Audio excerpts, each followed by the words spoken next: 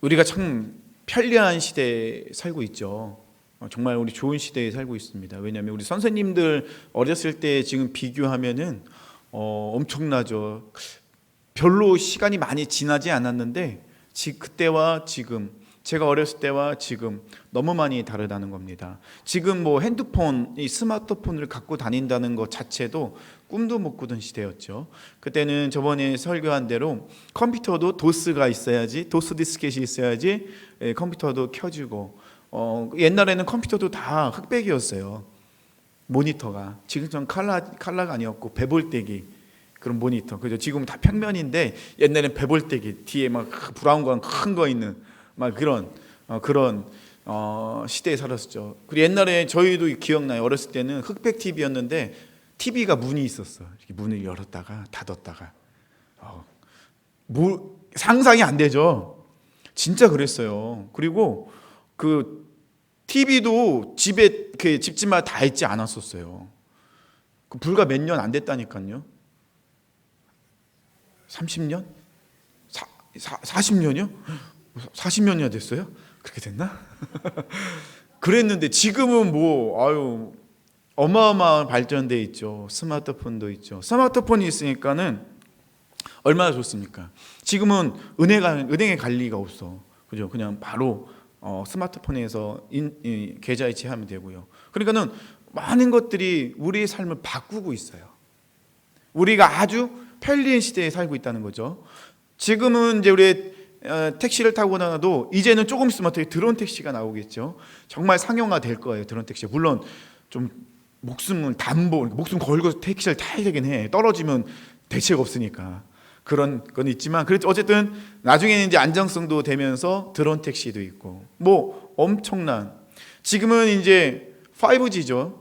5G는 어때요? 엄청난 속도죠. 그래서 영화 한 편 다운받는데 1초, 2초? 아니 3, 4기가 이런 것도 2, 3초면은 다운받는데 끝난다는 것입니다. 그러니까는 이제 기술이라는 것이 우리가 생각하는 것을 뛰어넘었어요. 그래서 바이오 기술과 이제 양자 기술이 합쳐지면서 우리가 생각한 상상을 뛰어넘는 일들이 우리 안에 일어나게 된다는 것입니다. 스마트폰 있으면 정말 편하잖아요. 그렇죠? 인터넷도 할 수 있고 영화도 볼 수 있고, 이제는 스마트폰으로 차 문도 열고 닫고 시동도 걸고 이런 것이 가능해요. 그리고 옛날에는 항상 우리 어머니들 외출할 때 어디 가스불 껐나? 전기는 껐나?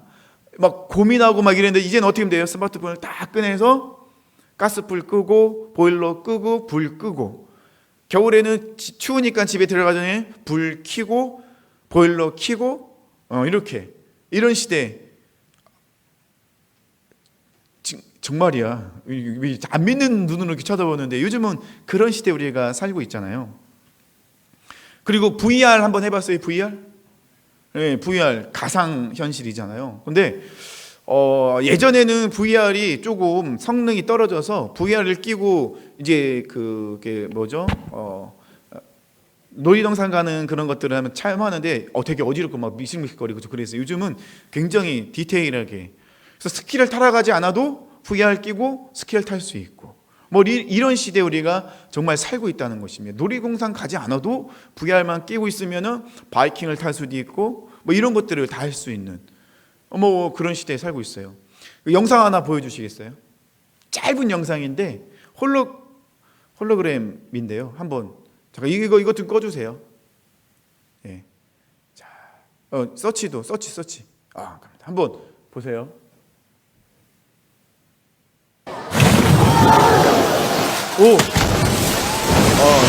다시 한번 보여주세요.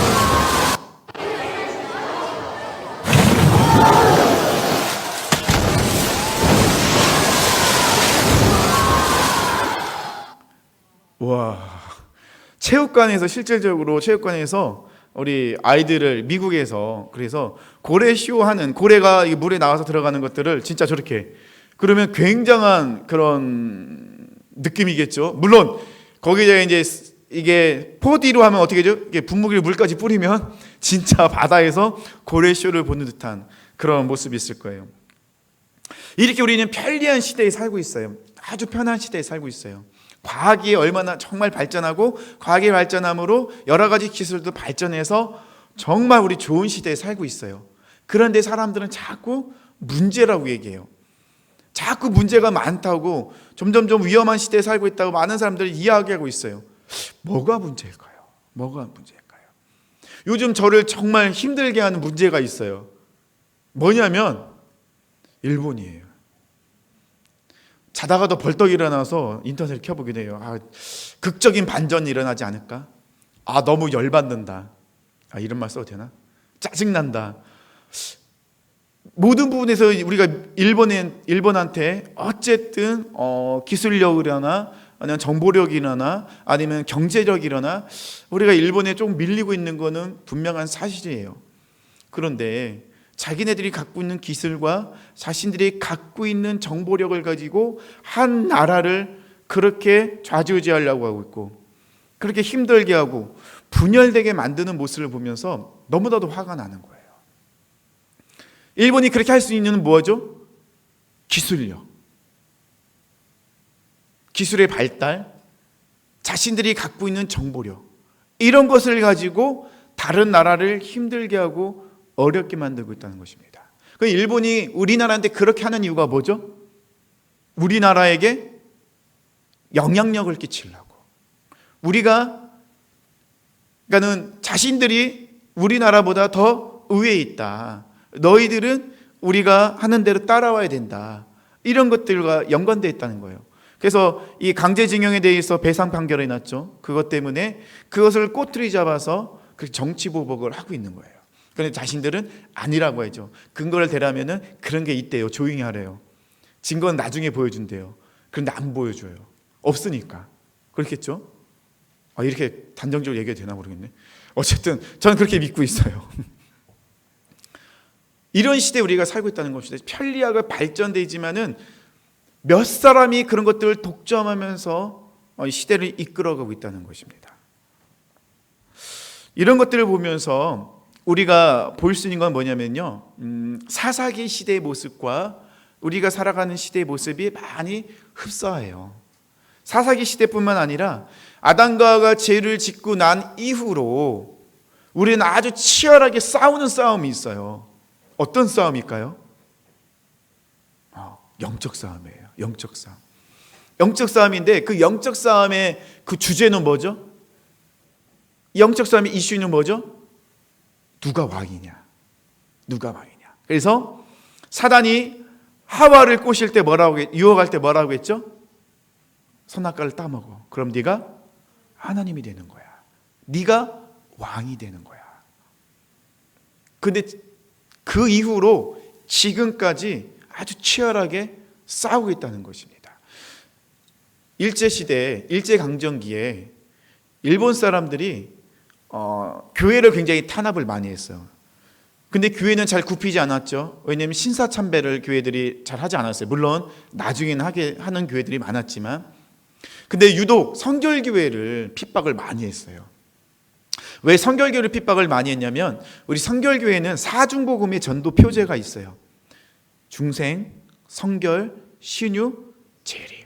중생, 성결, 신유까지는 인정하겠대요. 이제 재림은 인정을 못하겠다는 거예요. 왜 재림을 인정 못하냐면 재림 사상은 뭐죠?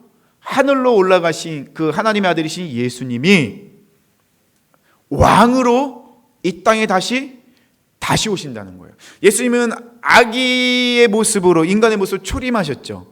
그걸 승천하셨어요. 그 요한계시록에서는 분명히 뭐라고 있어요? 예수님은 다시 오신다. 구약은 오실 예수님, 신약은 오신 예수님, 요한계시록은 다시 오실 예수님. 그러니까 성경은 다 예수님에 대해서 이야기하고 있는데 이 재림 사상은 뭐냐면 예수님이 왕으로 이 땅에 다시 오신다는 거예요.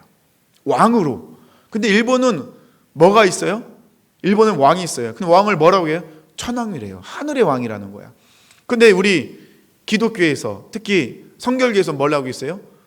하늘의 왕은 예수님이다. 사람이 왕이 될 수 없다. 근데 그 예수님이 반드시 이 땅에 왕으로 오셔서 다시 우리를 통치하신다. 이게 재림인 거예요. 그래서 성결교회 교인들이 그걸 엄청나게 전도할 때마다 이 얘기했어요. 예수님 곧 오십니다. 예수님 다시 오십니다. 절대 일본 사람들에게 굴복하지 마십시오. 천황에게 절하지 마십시오. 이것들을 막 설교 시간에 얘기하고 지속적으로 전도했단 말이에요. 그러다 보니까 일본 사람들이 성결교를 굉장히 핍박을 많이 하고 많이 순교하고 교회들이 많이 문을 닫았어요. 지금은 안 그런가요? 지금도요, 누가 왕이냐의 싸움을 하고 있다는 것입니다. 그런데 많은 사람들이 알게 모르게 왕의 자리를 빼앗겼어요. 뭐에 뺏긴 줄 알아요? 뭐에 뺏겼어요? 스마트폰에. 저도 반성을 많이 해요.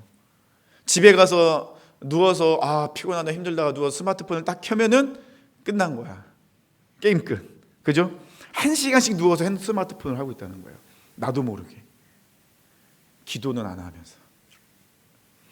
참 말씀을 잘 안 읽으면서 피곤하다고 막 기도하다 하나님 오늘 너무 피곤해요. 제가 좀 일찍 들어서 잘게요. 그리고 스마트폰을 1시간 하고 있어. 죄송해요. 저 회개하고 있어요.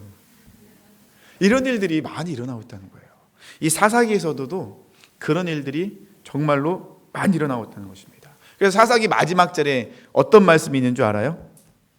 사사기 21장 25절 마지막 말씀이에요. 그때 이스라엘의 왕이 없으므로 사람이 각기 자기의 소견에 옳은 대로 행하였더라. 이스라엘의 왕이 없었나요? 아니에요. 이스라엘 왕이 있었어요. 누구셨죠? 하나님이셨어요. 하나님이 이스라엘을 통치하셨어요. 그러면 모세와 여호수아는 뭐예요? 하나님의 대리자였어요. 그들이 이스라엘을 다스린 것이 아니라 하나님은 모세와 여호수아를 통하여 다스리신 거예요. 그런데 이스라엘 백성들은 지속적으로 하나님의 통치를 거부하고 있다는 거예요. 그런데 그때만 그랬어요? 아니에요. 지금도 그러고 앞으로는 더 심할 거예요. 앞으로는 우리 생활이 편해지면 편해질수록 우리는 자꾸 하나님을 떠나려 하고 있다는 것입니다. 하나님을 왕으로 인정하지 않고 자꾸 내가 왕이 되려 하고 있어요. 그리고는 사람들은 자꾸 자기가 가진 것으로 다른 사람을 어떻게 해요? 다스리려고, 군림하려고 해요. 그래서 많은 어려움, 이슈가 되는 게 뭐죠? 갑질. 내가 다른 사람을 자기 마음대로 조정하려고 힘들게 하고 엄청 그런 애들이 많잖아요. 직장에서도, 군대에서도, 어디서나 갑질이 굉장히 많이 큰 문제가 되었다는 것입니다. 아담과 하와가 타락한 이후로 사람들은 하나님을 떠났습니다. 아담과 하와가 타락했다는 것은 아담과 하와가 무엇이 들어왔다는 거죠? 죄가 들어왔어요. 이 죄는 정말 무서운 거예요. 이 죄는 하나님과 우리 사이를 멀어지게 만들어요. 하나님과 우리 사이가 멀어지면 어떻게 되는 줄 알아요? 우리에게 힘이 빠지는 거야. 힘이 없어요. 자, 우리가 운동을 하거나 권투시합 같은 거, 격투기 같은 걸 하다 보면은 어떻게 되죠? 3분 동안은 3분의 시간을 주어집니다. 그러니까 3분 동안 서로 펀치도 날리고 막 서로 상대방을 넘어뜨리려고 노력을 해요. 그러면 3분이 지나면 어떻게 되죠? 종을 땅땅땅 치고 잠깐 한 1분 정도 쉬게 만들어줘요. 그리고 쉬면 다시 경기를 재개하죠. 근데 영적 전투는 우리 누구랑 싸우고 있어요?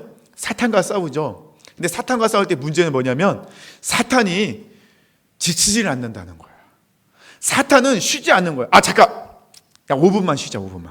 하루만 쉬자, 하루만. 나 하루만 쉴 테니까 제발 나에게 오지 마. 알았지? 하루만 나에게 시간 줘. 그럼 사탄이 그래. 야, 하루만 우리 쉬자. 그럴까요? 안 그러는 거예요. 사탄 그래 쉬어라 하고선 사탄은 다시 교묘하게 찾아와서 우리를 자꾸 갉아먹고 넘어뜨려 한다는 거예요. 영적 전투의 가장 큰 문제는 뭐냐면 사탄은 지치지 않는 거. 사탄은 포기하지 않는 거. 사탄은 쉬지 않는 거. 그러면 우리는 지치고 우리는 힘든데 그럼 어떻게 우리 사탄을 이길 수 있어요? 그래서 우리가 할 수 있는 게 뭐죠? 하나님께 딱 달라붙어 있는 거. 하나님 안에 거할 때 그럴 때 사탄은 우리를 공격하지 못하는 거예요. 우리에게 아무 권리도 내세우지 못하는 거예요. 그래서 지속적으로 하는 게 뭐죠? 말씀 읽어라, 기도해라, 큐티하라, 예배드려라, 찬양해라, 이런 것들이 하나님과 붙어있기 위해서. 그런데 이 죄는 자꾸 그것을 멀어지게 하고 있고 또 이 시대 스마트폰, 또는 여러 가지 발전되는 그런 시대 속에서 점점점 하나님을 사람들로 하여금 지워버리고 있다는 것입니다. 우리가 편해지면 편해질수록 하나님에서 떠나는 경향들이 너무 많아요. 그래서 발전되는 그런 것 때문에서 그런 것들은 우리 마음 속에서, 우리 머릿 속에서 하나님을 지우고 있다는 것입니다. 사탄은 우리에게 와서 지속적으로 속삭이는 말이 있어요. 사탄의 모습으로 나타나면 우리가 다 안 속겠죠. 근데 사탄은 절대로 그런 모습으로 안 나타나요. 빛의 천사로 가작에서 나타납니다. 그리고 우리에게 지속적으로 얘기합니다. 야, 네가 하고 싶은 대로 해. 하나님 하는 거 봐. 하나님 꼰대 같잖아. 하나님 얘기하는 거 너를 너무 힘들게 하잖아. 너 피곤하면 쉬어. 친구 너 괴롭혀 한 대 때려. 그리고 SNS 올려. 나쁜 놈이라고. 사람들에게 손가락질 당하게 만들어. 너 그거 할 수 있잖아.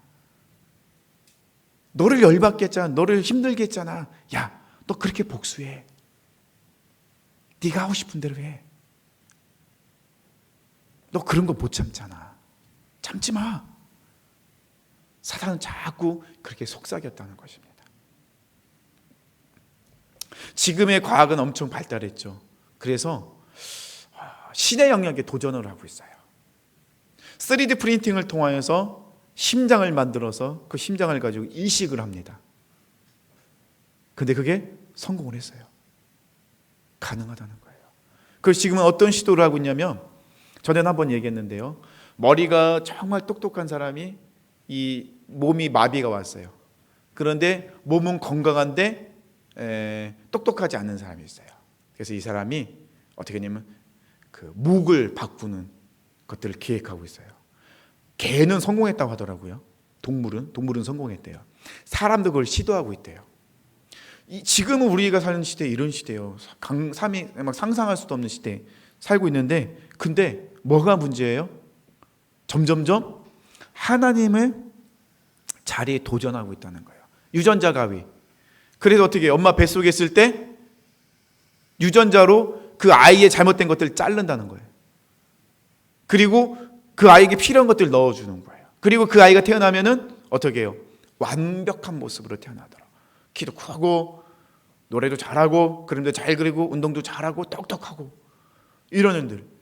그래서 어떻게 해요? 자기가 신이 되려는, 그렇게 신이 되고 싶어하는 시대에 우리가 살고 있습니다.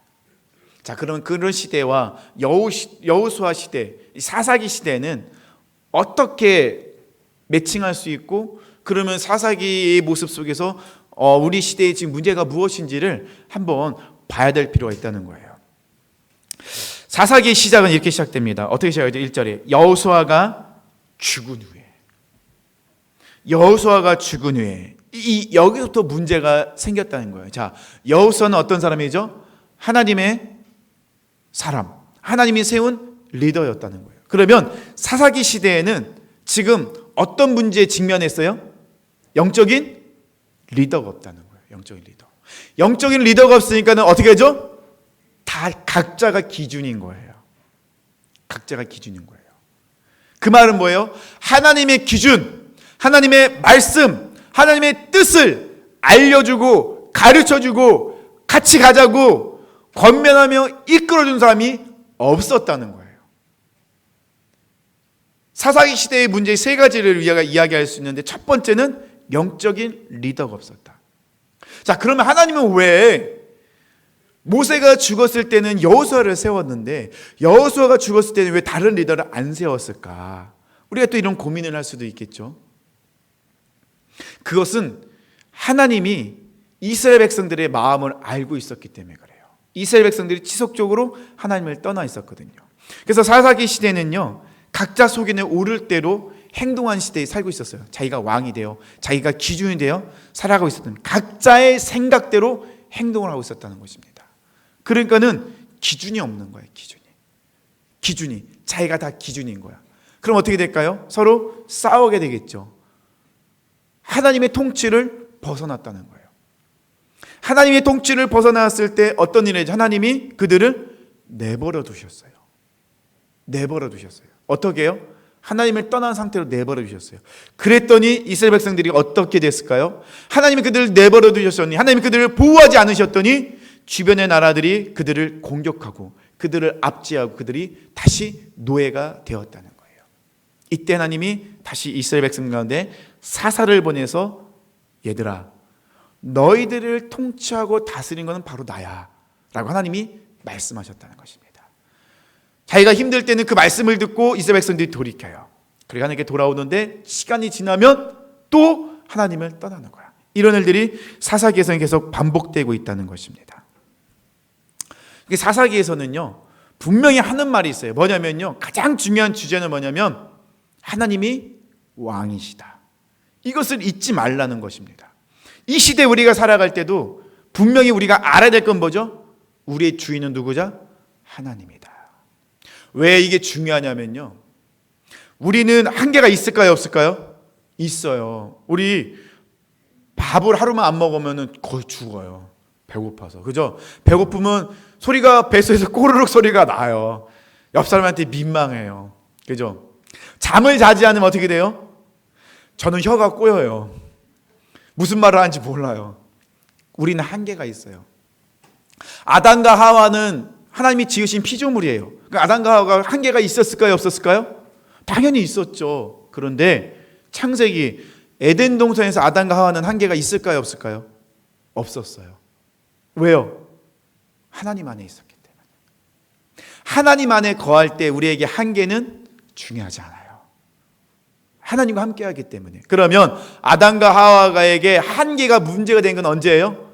죄로 인해서 하나님과 떨어졌을 때. 그때부터 아담과 하와에게는 그 피조물에는 한계가 그들에게는 큰 문제로 다가왔다는 것입니다. 누가 왕이냐가 중요한 건 뭐죠? 우리는 너무나도 한계 있는 연약한 피조물이기 때문에, 그러기 때문에 우리에게는 늘 문제가 생긴다는 거예요. 건강, 친구, 물질, 여러 가지 문제가 늘 나타나는. 그래서 우리는 어떻게 돼요? 영원하신 만왕의 왕이신 전지전능하신 하나님께 나아가야 된다는 거예요. 하나님의 안에 있을 때 우리의 연약함은 더 이상 문제가 되지 않는다는 것입니다. 그런데 하나님을 떠나면 그때부터 우리의 연약함은 큰 문제가 된다는 거예요. 영적 리더가 없다는 것은요, 어떤 문제를 이야기하냐면요, 사람이 없다는 겁니다. 사람이. 이 많은 사람들인데 사람이 없대요. 뭔가 맞지 않는 말 같죠? 그 말은 뭐죠? 이 시대의 흐름을 읽을 수 있고 그 시대 속에서 어떻게 반응하며 그것을 뚫고 나갈 수 있는 그런 영적인 안목과 하나님과 친밀한 관계를 맺고 있는, 하나님의 마음을 알고 그 마음대로 순종하는 그 사람이 없었다는 거예요. 언제요? 사사기 시대에는. 그래서 사사기 시대는 우리가 무엇이라 표현하냐면 영적 암흑기라고 이야기합니다. 영적 암흑기. 왜요? 하나님의 음성을 듣는 사람이 없기 때문에, 그 하나님의 말씀을 외치는 사람이 없기 때문에 영적 암흑기라고 합니다. 두 번째 사사기 시대의 문제는 뭐냐면요, 정체성의 상실이에요. 정체성이 상실은 뭐냐면요, 그때 왕이 없으므로 자기 소견에 오른 대로 행하니라. 자기가 누군지를 모르는 거예요. 나는 누구? 나는 여긴 어디? 내가 누군지를 모른다는 거예요. 이스라엘 백성들이 자기의 정체성을 잃어버렸어요. 내가 누구의 영향을 받는지 전혀 모르고 있었다는 거예요. 그래서 우리는요, 지금 무엇의 영향을 받고 있죠? 네? 무엇의 영향을 받고 있습니까? 우리 친구들 곰곰이 생각했으면 좋겠어요. 정체성이 흔들린다는 것은 뭐냐면요, 자기 생각, 가치관, 행동, 삶이 흔들린다는 거예요. 이스라엘 백성들이 사사기 시대에 그렇게 흔들릴 수밖에 없었다는 것은 자신들이 하나님께 부르심을 받은 하나님의 백성이라는 정체성이 사라지고 있었기 때문에 그래요. 그것을 일깨워주는 사람이 없었기 때문에, 그러기 때문에 사사기 시대는 영적 암흑기가 찾아올 수밖에 없었다는 거예요. 하나님은 절대로 우리를 포기하지 않으십니다. 사사기 시대도 하나님은 그렇게 떠났는데 하나님은 끝까지 사사기에서 이스라엘 백성들을 기다리세요. 이스라엘 백성들이 기도만 하는 하나님이 알았어 하고서 그들을 구원할 사람을 사사를 보내주셨어요. 그러고 하나님은 참 대단하신 것 같아요. 우리 인간을 뛰어넘는 분이시니까. 그렇죠? 우리 친구들도 그 분명한 것을 깨달아야 돼요. 정체성. 나는 누구인가? 나는 누구의 영향을 받고 있는가? 그걸 곰곰이 생각해 봐야 됩니다. 이스라엘 백성들은 하나님의 영향을 받는 걸 거부해버리고 어떻게 하죠? 가나안의 영향을 받게 됩니다. 그것이 나중에 큰 문제가 돼요. 자, 그거는 제가 말씀드릴게요. 또 이 사사기 시대의 또 큰 문제는 뭐냐면요, 타협함이에요. 타협함. 하나님은 모세를 이스라엘에서 모세를 이스라엘 백성들을 모세를 통해서 애굽에서 건져내 주셨어요. 그리고 가나안 땅으로 인도합니다. 그리고 나서 하나님이 이스라엘 백성들에 명령하신 게 있어요. 뭐냐면 너희는 가나안에 가면은 가나안 모든 백성들을 어떻게 하냐면 다 진멸해라, 다 죽여라 라고 하나님이 명령하십니다. 신명기 7장 1절 4절 말씀이거든요. 내 하나님 여호와께서 너를 인도하사 내가 가서 차지할 땅으로 들이시고 내 앞에서 여러 민족 헷족속 기르가스 족속 쭉 나옵니다. 너보다 많고 힘이 센 7족속을 쫓아나실 때에 내 하나님 여호와께서 그들을 내게 넘겨 내게 치게 하시리니 그때 너는 그들을 진멸할 것이라. 그들과 어떤 언약도 하지 말 것이요 그들을 불쌍히 여기지 말 것이며 또 그들과 혼인하지도 말지니 내 딸을 그들의 아들에게 주지 말 것이요 그들의 딸도 내 며느리로 삼지 말 것은 그가 내 아들을 유혹하여 그가 여호와를 떠나고 다른 신들을 섬기게 하므로 여호와께서 너에게 진노하사 갑자기 너희를 멸하실 것임이니라. 하나님이 이스라엘 백성들에게 명령하신 것이었어요. 뭐냐면 너희들이 가나안 땅으로 분명히 들어갈 건데 너희들이 세상으로 분명히 나가야 되는데 너희들은 세상에 살아야 되는데 세상에 나가면 가나안에 가면은 타협하지 마라. 가나안 족속들을 절대로 불쌍히 여기지 말고 그들과 언약을 맺지 말고 그들과 결혼도 하지 마라. 그들을 다 진멸하라. 진멸하라는 그 원어는요, 뜻은 뭐냐면요, 철저히 죽여라예요. 하나님 되게 무서우신 분이죠. 가나안 족속도 사랑할 법한데 왜 가나안 족속은 다 죽이려 할까요? 왜 그러냐면요, 하나님은 가나안 땅을 언제 먼저 주시냐면요, 아브라함에게 먼저 약속을 해주셨어요. 그런데 아브라함에게 약속하신 말씀이 있어요. 지금은 가나안 족 땅을 너에게 주지 않을 거야. 4대 후에 너희 족속, 네 족속이, 네 자녀들이 다시 이 땅으로 올 거야. 왜 그러냐면 가나안 땅에 아직은 기회를 주신 거예요. 400년 동안. 어떤 기회죠? 하나님께로 돌아올 기회를 주신 거예요. 근데 400년 동안 하나님이 기회를 주셨는데 가나안 사람들이 돌아왔어요? 안 돌아왔어요? 안 돌아왔어요. 죄가 가득 찬 거예요. 그래서 하나님 어떻게 해요? 이스라엘 백성들에게 가나안 땅을 진멸하라 명령하십니다. 왜 진멸하냐면 타협을 하면은 그 타협이 어떻게 되는 줄 알아요? 나를 죄로 물들게 만들어요. 나비 효과라고 들어본 적 있어요? 나비 효과.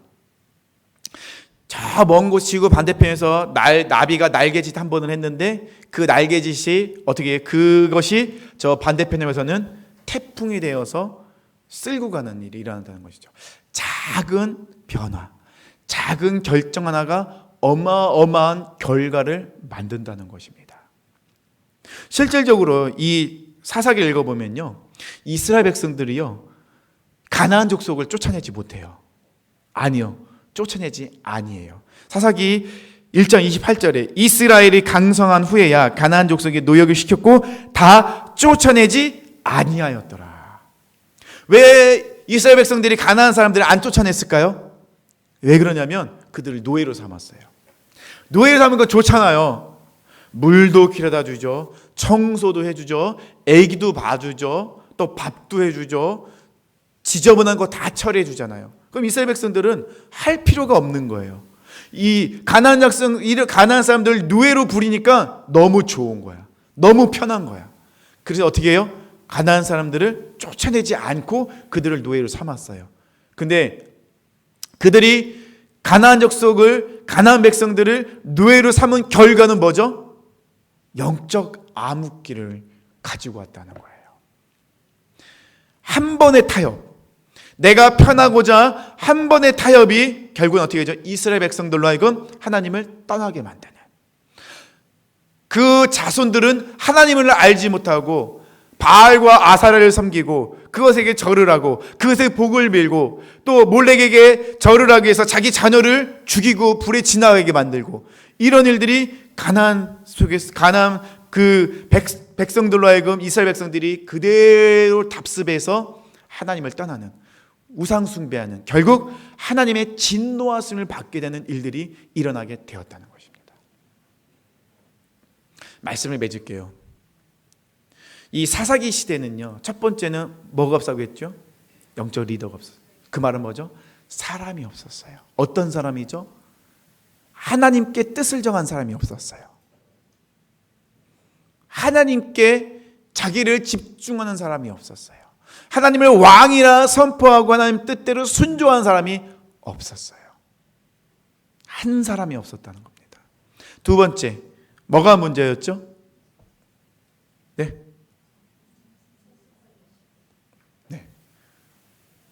뭐였지? 죄송해요. 갑자기 생각하는. 둘째가 정체성 상실. 죄송해요.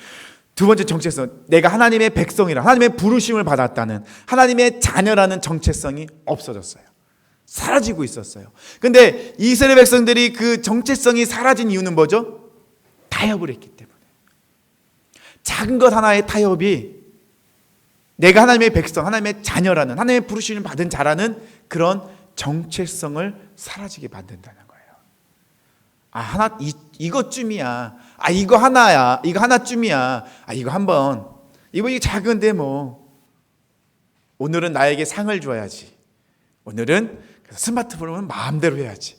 그래요. 수고했잖아. 이런 것들이 아무것도 아닌 것 같은데 그 한 번이 어떻게 돼? 두 번이 되고, 두 번이 네 번이 되고, 네 번이 8번이 되고, 점점 나를 그렇게 몰고 간다는 것입니다. 물론 힘들다는 건 알아요. 하지만 우리 친구들, 이 사사기의 말씀을 통해서 우리가 분명히 깨달을 것은 뭐냐면, 하나님은 왕이라는 거예요. 하나님 지금도 우리 가운데 역사하고 계세요. 그런데 우리가 자꾸 그것을 거부하고 있다는 거예요. 그리고 하나님은요, 사람을 통해 역사하신다는 거. 어떤 사람이요? 모세와 여호수아처럼 하나님 앞에 전적으로 자기 삶을 드리는 사람, 절대적으로 순종하는 사람. 하나님 하지 말라 하면은 안 하고, 가라 하면 가고, 서라 하면 서고, 환경과 여러 가지 여건의 상황에 따라서 결정하는 것이 아니라 그것에 상관없이 하나님만을 결정하고 나가는 그 사람을 통하여서 하나님은 역사하신다는 것입니다. 우리가 살아가는 이 시대는 안 그런가요? 지금도 똑같아요. 며칠 전에 뉴스가 나왔어요. 어떤 뉴스가 나왔냐면요, 어떤 목사님이 설교 시간에 설교했죠. 어떤 설교냐? 목사가 사례비로 5억을 받는 것이 뭐가 문제냐? 라고 목사님이 설교를 했어요. 문제가 될까요? 안 될까요? 문제가 되겠죠. 물론 성도님이 많아요. 한 2만 명 정도 된다고 하는 것 같아요. 근데 그 교회가 어떤 교회인 줄 알아요? 만민중앙교회예요. 성락교회. 만민중앙교회 이름을 바뀌어 성락교회. 우리 성락 성결교회 말고요. 그 교회 목사님은 김기동 목사예요. 귀신론. 이단이에요, 이단. 근데 세상 사람들은 다 뭐라고 얘기해요? 교회가 타락했어. 목사가 타락했어. 하나님 앞에 올바로 서 있는 진정한 영적 지도자들이 없다는 거예요.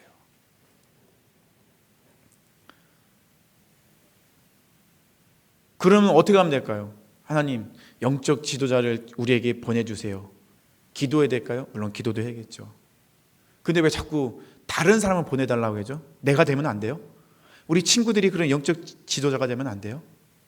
지도자라고 해서 꼭 대통령이 되고 국무총리가 되고 장관이 되고 그래야지만 지도자는 아니에요.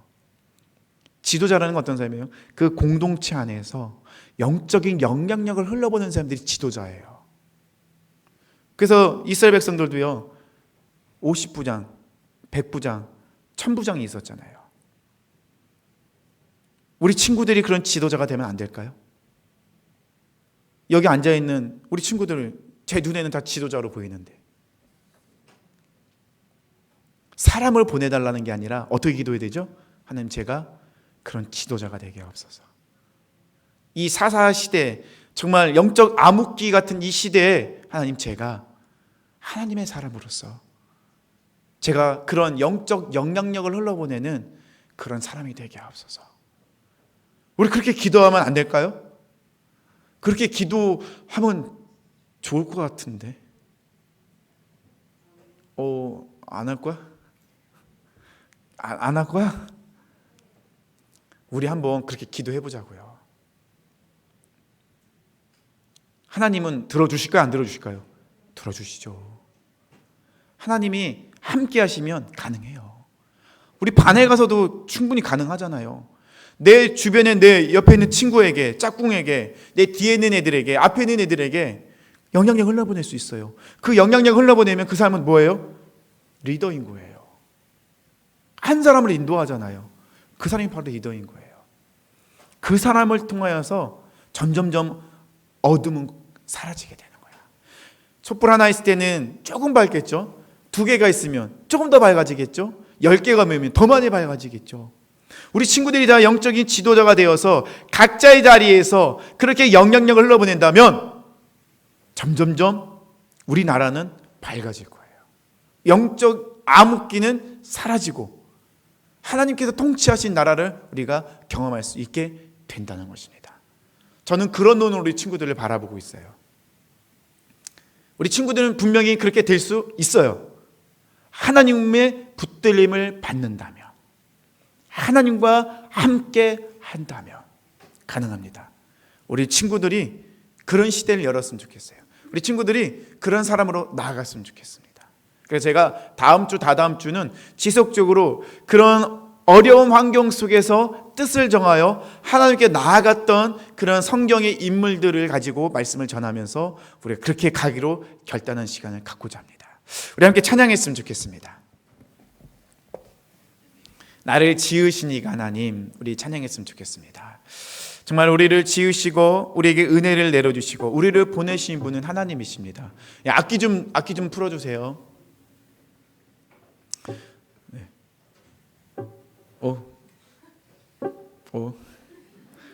껐다 켜보세요. 다 졸고 있어갖고 또 이게 신디가 또 다 깨우라고 찬양할 거야. 찬양. 일어나세요. 자, 우리를 지으신 이도 하나님이시고 우리를 부르신 이도 하나님이시고 우리를 보내신 이도 하나님이세요. 하나님은 지금도 그런 사람들을 찾고 계세요.